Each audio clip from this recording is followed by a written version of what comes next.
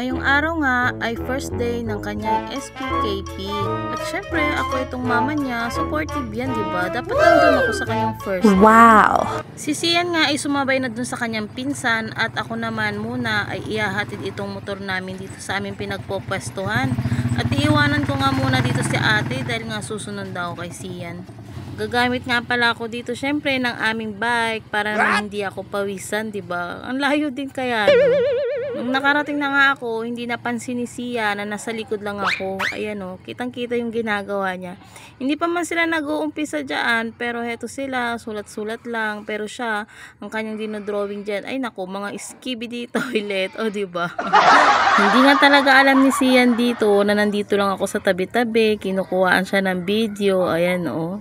Pero patingin-tingin niya sa labas kung nasaan ako. Mag-uumpisa na nga ang kanilang klase at umpisa nila dito sa panalangin. See you sa next video mga eksena ni Sian.